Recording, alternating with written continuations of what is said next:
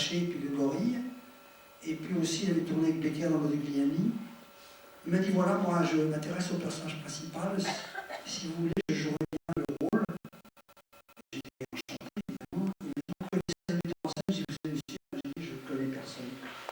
Il m'a dit, moi, je connais quelqu'un qui n'a encore pas fait de film, que j'ai eu comme assistant sur un film. C'était sur Le Fauve Lâché, du reste. Et je crois qu'il a du talent. C'est un garçon qui s'appelle Claude Sauté.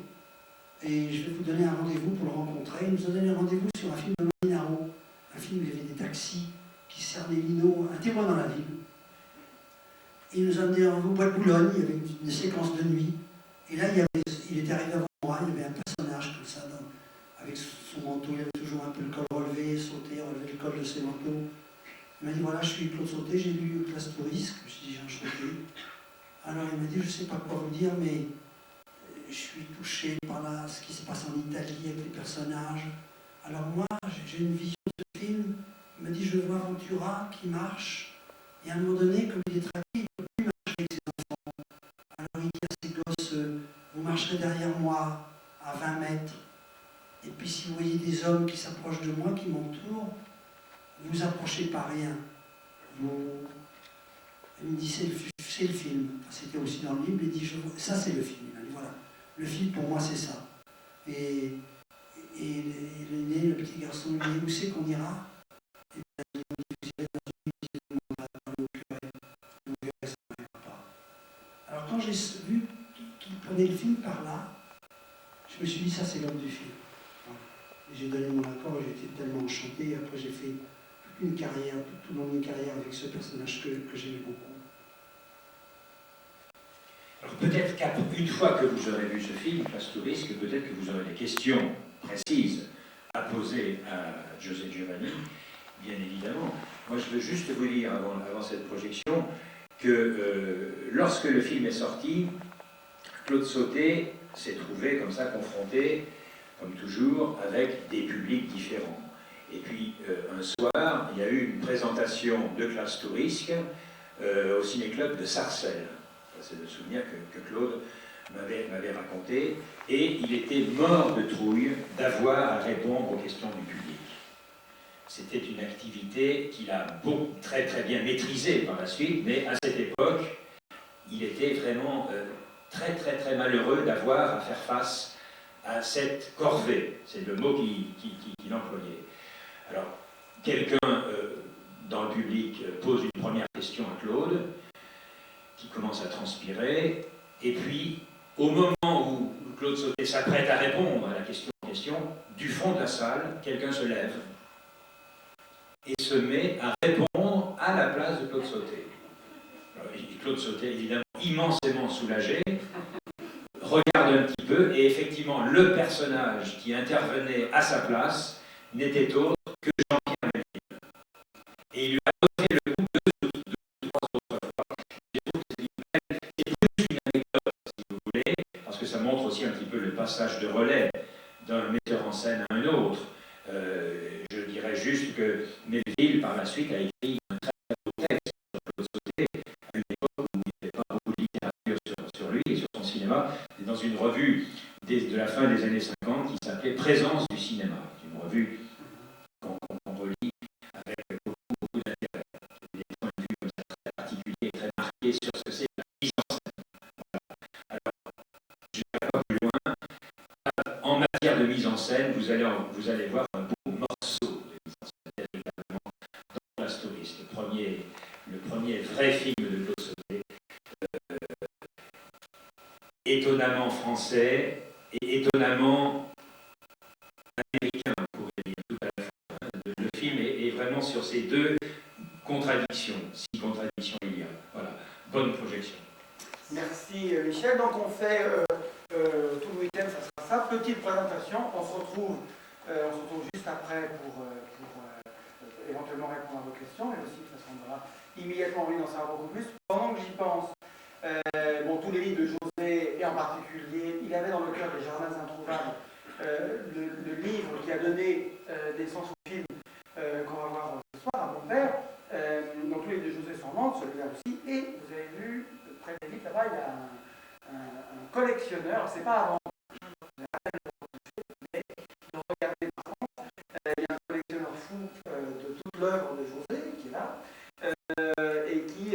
absolument exposé, donc, tout est exposé. Il y a des affiches qui sont aussi des affiches originales. Jetez-y un œil parce que c'est presque déjà aussi une sorte de partie de l'histoire de l'affiche du cinéma français.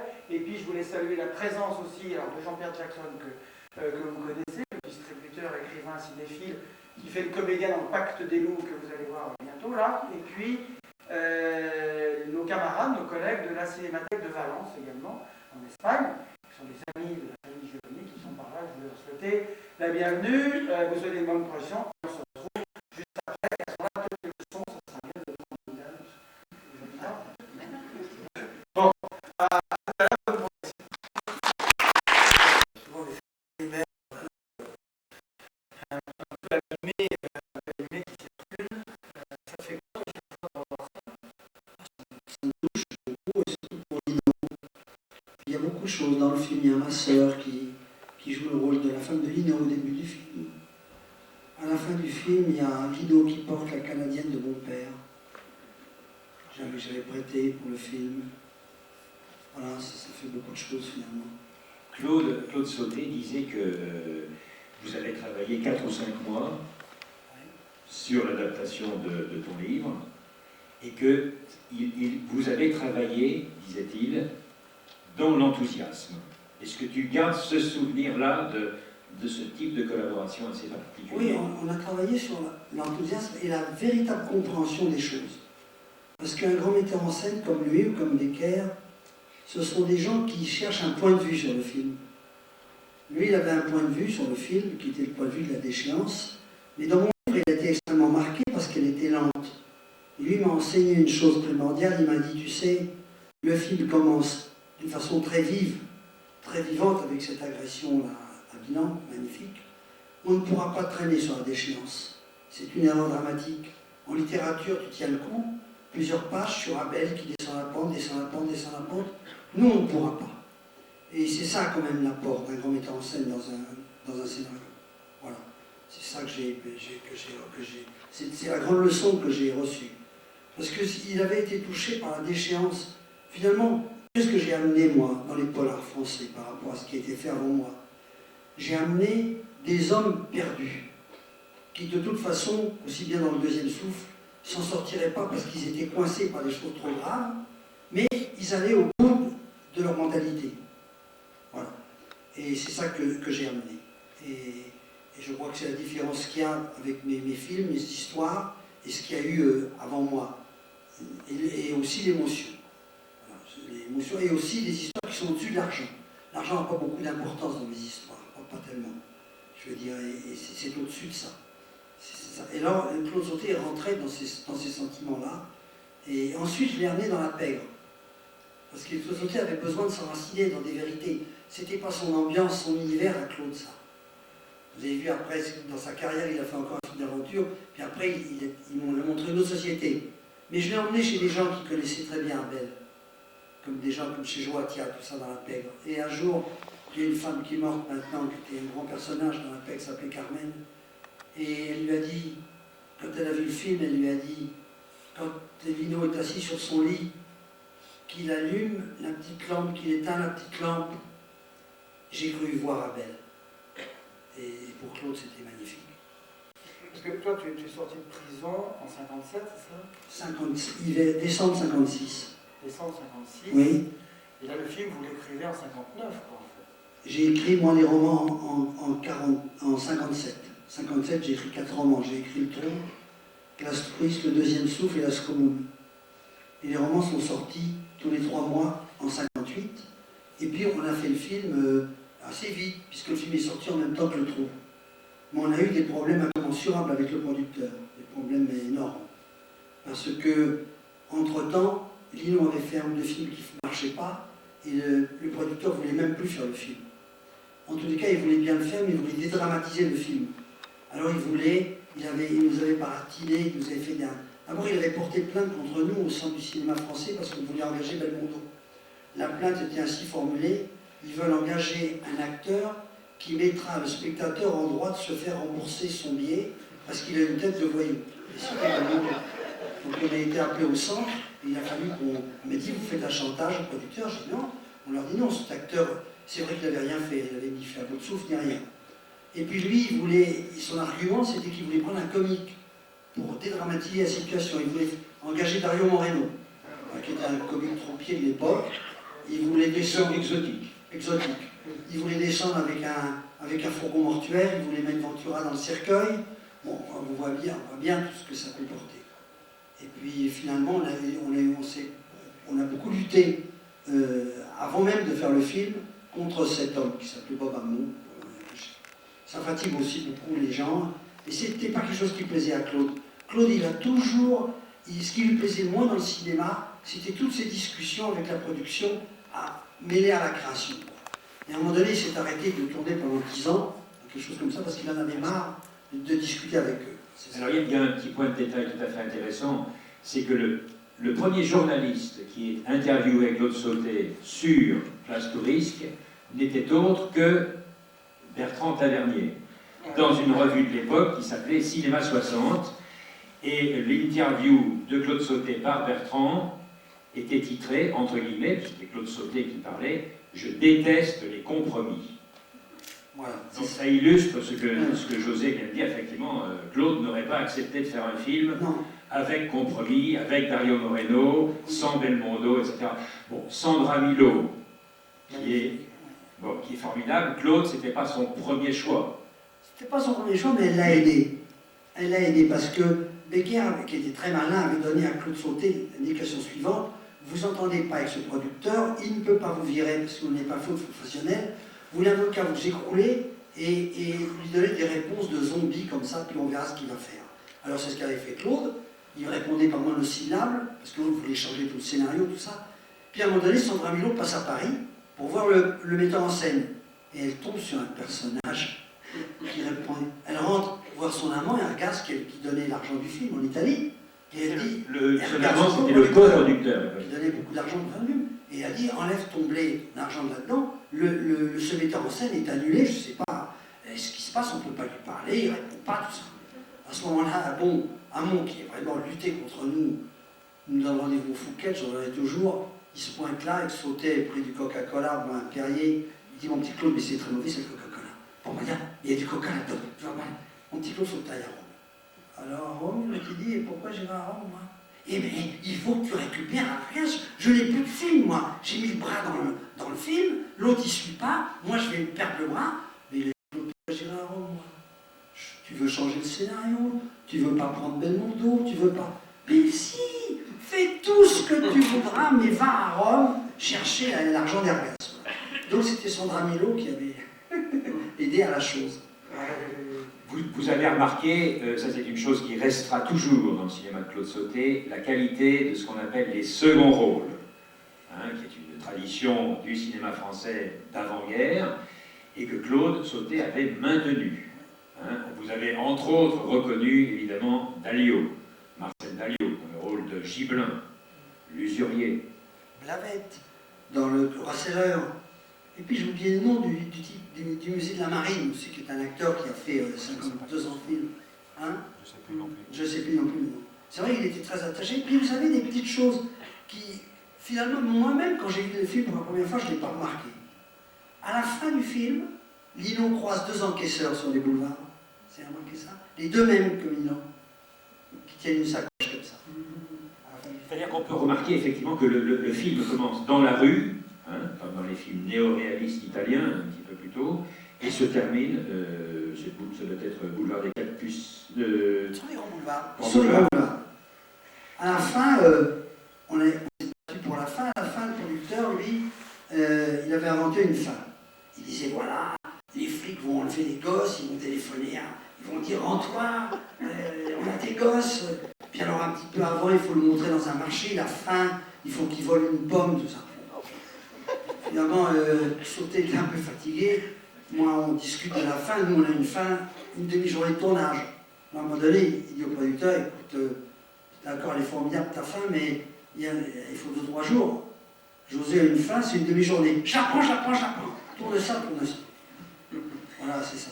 Et le vrai, alors ce qui est frappant dans le film, je trouve, c'est que le personnage de Lino, Abel Davos, est quand même un dur, est quand même un violent. Oui. C'est dit, le meurt quand il tue Dalio, il est presque pas obligé de le tuer. Et en même temps, vous êtes arrivé, Claude et toi, à faire passer la partie de sa personnalité et de sa situation qui peut attirer quand même la compassion du public. Parce que le vrai avec Davo, c'était... Il était comme ça. Il était formidable, Lino, d'humanité. Hein. À Davos, il avait ses gosses comme ça. Le père d'Abel s'est pendu quand il a été arrêté. Donc il avait ça en plus. Dans le roman, il y a ça en plus. Son père se pend. Et il était écrasé comme d'Abel, il était écrasé comme ça. Donc Ventura a une grande humanité. Ventura, c'était sa carte principale, que j'ai tout de suite m'en suis rendu compte dans la vie aussi. C'était cette force, cette fêlure dans la force. D'abord, il a fait toute sa carrière là-dessus. S'il n'a que la force, il n'est pas intéressant, un personnage. Mais la fêlure qu'il y a en Lino est complètement magique, magnifique. C'est ce qui avait, je pense, d'ailleurs le plus séduit, entre guillemets, ou fasciné même Claude Sautet, quand ils ont fait connaissance tous les deux. C'est la force physique, comme ça, bon, d'un acteur un petit peu américain, on pourrait dire, d'une certaine façon, et puis ce que tu évoques maintenant, cette fêlure, cette douleur. Oui, il avait perçu dans le Fauve et Lâché, il y avait ça aussi dans le Fauve et Lâché un peu, c'était quand même un gorille amélioré, et puis Lino... Le Fauve et Lâché, d'ailleurs, il y a un petit détail à donner, peut-être pour ceux qui ne le savent pas, c'est que c'est un film d'un type oublié aujourd'hui qui s'appelle Maurice Labro, pas Philippe, Maurice Labro, la moitié du film a été réalisée en réalité par l'assistant qui était Claude Sautet, parce que Lino ne supportait pas ce monsieur Labro. Donc ça a été on pourrait considérer que Un Fauve et Lâché est la première, en partie tout au moins, la première réalisation de Claude Sautet, en train de devenir metteur en scène. En fait. Et ce qu'il y avait de bien chez Lino, c'est pour ça qu'il a fait cette carrière immense, c'est que Lino, c'était pas simplement un acteur, d'abord c'est un acteur naturel, c'est pas un comédien, mais c'était pas simplement quelqu'un qui attendait qu'on lui porte des choses. Quoi. Il essayait de chercher des choses. Il avait un agent qui s'appelait Bernheim, qui était un très grand agent à l'époque, et il voulait faire le film par Chabrol. Il aimait bien le sujet. L'agent ne voulait pas, il dit qu'est-ce que c'est Claude Sautet, il est inconnu, tout ça. On va demander à Chabrol, il y a un scénariste très bon, de l'époque s'appelait Guégoff. Tu te souviens. Et Lino, à ce moment-là, parce que Lino, il est un peu comme moi, il vient de la rue. On ne sort pas des écoles, où on n'a pas appris des choses comme ça, avec je ne sais pas quel genre de principe. Il me dit, José, il faut quand même qu'on se débarrasse de ces deux personnes qui ne sont pas faites pour faire le film. Je dis, oui, qu'est-ce qu'on va faire pour s'en débarrasser? Mais il me dit, on va faire une réunion chez Bernheim, et puis on va leur faire peur par rapport au sujet, aux trucs qu'ils ne connaissent pas, tout ça. Qu'est-ce que tu peux faire là-dessus? Je dis, moi, là-dessus, je peux me débrouiller, je vais me débrouiller. Et finalement, alors, on a fait la réunion chez Bernheim, il y avait Guégoff qui était là, et puis il y avait Chabrol, et moi je suis rentré un petit peu dans la profondeur de tout ce qu'ils ne connaissaient pas, pour leur montrer que ce n'était pas du tout leur univers, et que même Guégoff ne pouvait pas dialoguer ça, et ils sont partis d'eux-mêmes. Ils ont dit, c'est vrai, on ne doit pas être fait pour faire ça. Quoi. Enfin, on voit le combat que menait Lino à l'intérieur des choses, pour avoir ce qu'il voulait avoir. Moi, je veux dire, il se battait vraiment pour la chose. Il a fait ça dans presque toute sa carrière. Avant la projection, j'ai esquissé quelque chose qui était de dire que c'était à la fois très français et très cinéma américain, cinéma noir, polar américain de la grande époque. Effectivement, ça me refrappe en revoyant le film maintenant. C'est le milieu des truands français que le cinéma français a souvent illustré. Donc là, Sautet vient nettement après, chronologiquement, après Becker et Melville, pour ne pas remonter plus haut. Avant le deuxième souffle. Oui, mais Melville avait commencé. Oui, Une certaine tradition. Et en même temps, il y a cet aspect dans la construction, dans la relation assez physique, comme ça, entre les personnages, plus physique que psychologique, qui vient du cinéma noir américain. Et quand j'allais dire diligence, quand cette ambulance arrive dans le Midi, dans les paysages, etc., c'est la diligence du western. Hein. Et ce n'est pas du tout une interprétation de ma part. Claude disait, oui, on lui posait la question, il disait oui, c'est une forme de western contemporain que j'ai lu. S'il était assez touché par le texte, qui était westernien, moi ce que j'aime bien, c'est mon gauche. Raoul, c'est le bout du chemin. Et pour qui? Pour un des deux, pour tous les deux. c'est le western. Oui, Je suis extrêmement... Moi, j'aime que ça. De toute façon, même un mauvais western, pour moi, c'est un grand film. Mais le personnage, enfin le film vient du cinéma américain et il retourne. C'est-à-dire que ce qu'il y a de frappant, d'ailleurs, on aura l'occasion d'en reparler pendant les 2 jours, c'est que, d'abord, ça va être un festival Ventura, puisqu'on le retrouve dans le film tout juste à l'instant, on le retrouvera évidemment demain. C'est le côté melvillien, vous savez, quand on dit un personnage melvillien, sans doute que ce week-end va prouver que très souvent, ce sont des personnages giovanniens, parce qu'au fond, les choses que les films en question ont en commun, c'est le scénariste, ce qui aussi remet en place la question du scénariste. Mais moi, je ne peux pas empêcher, chaque fois que je revois ce film, et le personnage de Ventura, qui est un salaud dans la vie, c'est un dur, c'est un tueur, je ne peux pas empêcher de penser au personnage de De Niro dans Hit. C'est la même chose, c'est-à-dire le personnage de De Niro dans Hit, c'est un tueur, c'est un méchant, c'est un violent. Le film, quand même, tente, à mon avis, pour ceux qui aiment le film, tente et parvient de nous attacher, de nous faire avoir de la compassion pour ce type traqué qui fuit et qui perd. Oui, mais ça, c'est aussi les acteurs. Alors moi, je défends tout le monde sait ça, je défends les acteurs dans le cinéma. Parce que c'est vrai que Bogart, qui joue un tueur, mais qui ramasse un petit chat de gouttière mouillé et lui donne un peu de lait dans le creux de sa main, est racheté. C'est le diable auquel on souhaite le paradis. C'est l'acteur. L'acteur est magique là-dessus. Les acteurs, il n'y a rien à faire. C'est ça qu'on leur souhaite. Ils ont beau faire des choses, le plus petit truc, la petite phrase qu'ils prononcent, je ne dirais pas pour les excuser, pour les expliquer, on leur pardonne. C'est aussi l'acteur qui nous permet ça. Je veux dire, parce que l'acteur rattrape la littérature. Parce que dans un film, le scénario perd la littérature, ce qui est une grande perte. Hein. On le voit bien chez Bachir Hamet, chez Chandler. Mais quand Pitchoum et Bogart jouent les privés, il y a 30 pages de livres. Rien que quand il rentre dans l'officine, qu'il met sa feuille de papier sur la machine, qu'il accroche son chapeau, qu'il tire son store, il y a 30 pages de texte. Mais ce sont les acteurs.